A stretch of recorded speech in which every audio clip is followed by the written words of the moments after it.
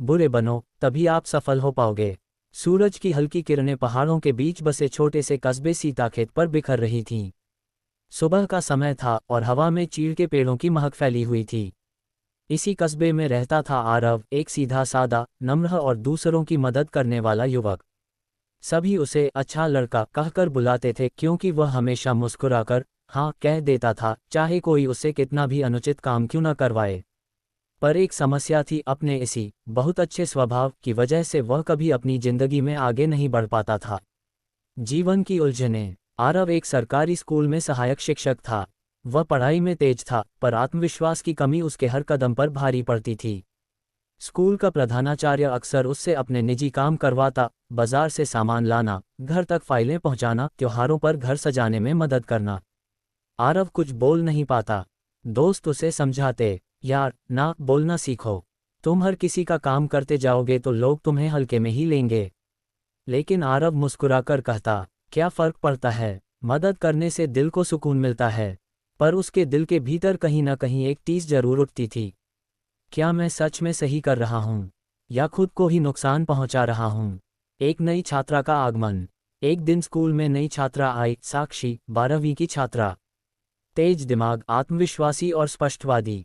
उसने कुछ ही दिनों में समझ लिया कि आरव कितना अच्छा लेकिन कितना दब्बू इंसान है। एक बार उसने देखा कि प्रधानाचार्य आरव को डांट रहा है, जबकि गलती किसी और की थी। आरव चुपचाप सुनता रहा। साक्षी से रहा नहीं गया।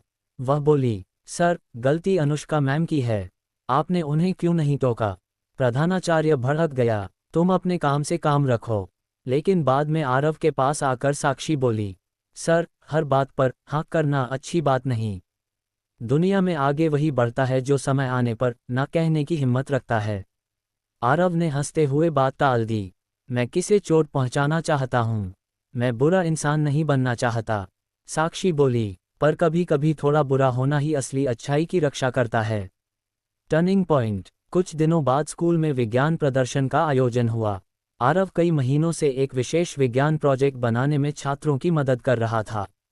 लेकिन अंतिम दिन प्रधानाचार्य ने बिना वजह उसका नाम प्रोजेक्ट की सूची से हटाकर अपने किसी रिश्तेदार के बेटे का नाम डाल दिया। आरव अंदर ही अंदर टूट गया। उसने छात्रों के लिए दिन रात मेहनत की थी, लेकिन श्रेय किसी और को दिया जा रहा था। साक्षी सीधी उसके कमरे में गई। सर, कब तक ऐसे चलेगा, आप चुप रहेंगे तो आपके साथ अन्याय होता रहेगा। आरव ने धीमी आवाज में कहा, मैं किसी से झगड़ा नहीं कर सकता, मैं बुरा इंसान नहीं बनना चाहता। साक्षी ने दृढ़ आवाज में कहा, जुल्म सहना भी एक तरह का बुरा होना है। अगर आप चुप रहे तो आपका शोषण हमेशा होता रहेगा। बुरे वो नहीं होते जो अन्याय के खिलाफ आवाज उठाएं। बुरे वो होते हैं जो गलत होकर भी चुपचाप सिर झुकाकर रहते हैं। आरव के मन में पहली बार एक चिंगारी जली, आत्मसम्मान की तलाश। उस रात आरव नींद नहीं ले पाया। वह छत पर बैठकर सोचता रहा, क्या सच में मैं अच्छा हूँ, या मेरी भलमनसाहट सिर्फ मेरी कमजोरी है। उसे अपना बचपन याद आया, जब वह दूसरे बच्चों को अपना टिफिन दे देता था और खाली पेट घर आता था। जब वह दोस्तों की किताबें दे देता था और खुद बिना किताब के स्कूल जाता था।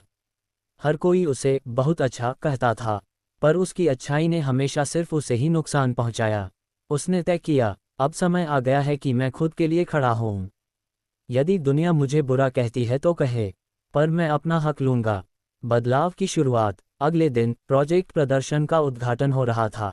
सभी शिक्षकों और छात्रों के सामने आरव मंच पर चढ़ गया। उसने माइक पकड़ते हुए कहा, मुझे एक जरूरी बात कहनी है।